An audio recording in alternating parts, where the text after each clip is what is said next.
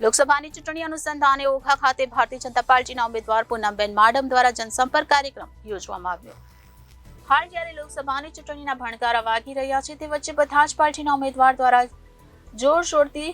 પાર્ટીના ઉમેદવાર તરીકેનો પ્રચાર કરવાનું ચાલુ કર્યું છે અને તે અનુસંધાને જામનગર લોકસભાની સીટ ઉપરથી ભારતીય જનતા પાર્ટીના ઉમેદવાર પૂનમબેન માડમ દ્વારા જિલ્લા પંચાયતોના જ્યારે હાલ પ્રવાસે છે ત્યારે આજ રોજ તેમના દ્વારા ઓખા ખાતે તથા અન્ય જિલ્લા પંચાયતોની સભા સંબોધનનો કાર્યક્રમ યોજાયો હતો। તે અનુસંધાને ઓખા ખાતે પણ પૂનમબેન માડમ દ્વારા જનસંપર્ક કાર્યક્રમનું આયોજન કરવામાં આવ્યું હતું, જેની અંદર બહોળી સંખ્યામાં ભારતીય જનતા પાર્ટીના આગેવાનો તથા લોકો જોડાયા હતા। જ્યારે જામનગર વિસ્તારમાં નરેન્દ્ર મોદીના નેતૃત્વમાં પૂનમબેન માડમ દ્વારા અનેક વિકાસના કામોને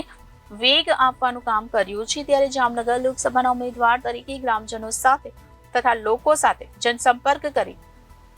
આગામી ચૂંટણીમાં વિકાસને વિજયી બનાવવા સંકલ્પને વધુ મજબૂત બનાવ્યો છે। ત્યારે લોકોમાં તથા કાર્યકર્તાઓમાં જે ઉત્સાહ અને ઉમંગ તથા મોદી સાહેબની ગેરંટી ઉપર લોકોનો વિશ્વાસ જોવા મળી રહ્યો છે, જે ભારતીય જનતા પાર્ટીની જીતને વધુ દ્રઢ બનાવે છે। જ્યારે વિકાસ ભારતની પરિકલ્પના પરિપૂર્ણ કરવા જામનગર લોકસભા ચૂંટણીમાં પ્રચંડ જનસમર્થન સાથે ફરી કમળ ખીલવવા આહવાન કર્યું હતું। લોકસભાની ચૂંટણી અનુસંધાને અત્યારે મારો ઉમેદવાર તરીકેનો પ્રવાસ પાર્ટીના આખા પરિવાર સાથે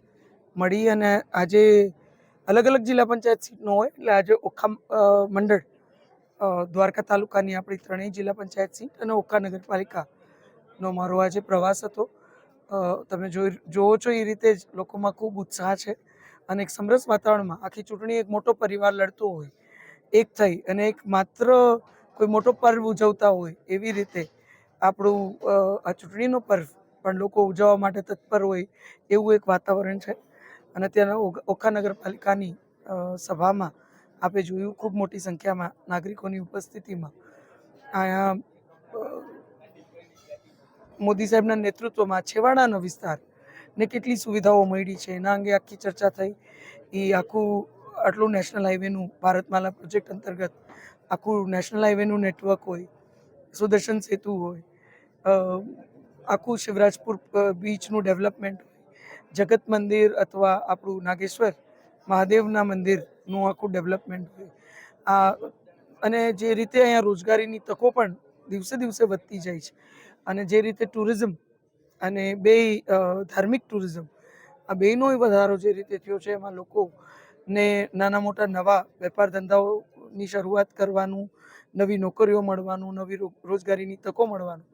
અહીંયા ખૂબ મોટો અવસર મળ્યો હોય ત્યારે એક સમરસ રીતે કે આ સમગ્ર છેવાડાના વિસ્તારની આજ સુધી જે પ્રકારે નોંધ નહોતી થઈ એવી નોંધ આજ કેન્દ્ર સરકારમાં થઈ હોય મજબૂતીથી, ત્યારે મોદી સાહેબના નેતૃત્વમાં આપણું સાચા અર્થમાં એક ચૂંટણી પણ માત્ર એક પર્વ હોય, એક ઉત્સવ હોય એ રીતે લોકો ઉત્સાહથી અમારા તમામ સભાઓમાં કાર્યક્રમમાં અહીં ઉપસ્થિત રહે છે। કાર્યકર્તાઓ પણ ખૂબ ઉત્સાહમાં છે અને આપ જાણો છો મુજબ ભારતીય જનતા પાર્ટીમાં એક વ્યવસ્થા છે, કાર્યકર્તાઓ માત્ર ચૂંટણીમાં લોકો વચ્ચે નથી જતા, સતત લોકો વચ્ચે રહેતા હોય ત્યારે કાર્યકર્તાઓમાં પણ એક થનગનાટ છે કે જલ્દીથી મતદાનનો દિવસ નજીક આવે અને અમે બધા મતદાન કરી અને એક મજબૂતીથી આ સમગ્ર ક્ષેત્રની નાગરિકોની લાગણીથી એમના આશીર્વાદથી નોંધ દિલ્હી સુધી કરાવીએ એ પ્રકારનું જ્યારે ખૂબ જ ઉત્સાહ છે। ત્યારે મને ખાતરી છે કે વિકસિત ભારતની જે પરિકલ્પના છે એમાં મજબૂતીથી સમગ્ર દ્વારકા જિલ્લો, સમગ્ર હાલાર એટલે કે જામનગર જિલ્લો અને એમાં ઓખા મંડળ પર મજબૂતીથી જોડાશે। રિપોર્ટર ઘનશ્યામ સિંહ વાઢેર, જનાદેશ ન્યૂઝ, દેવભૂમિ, દ્વારકા।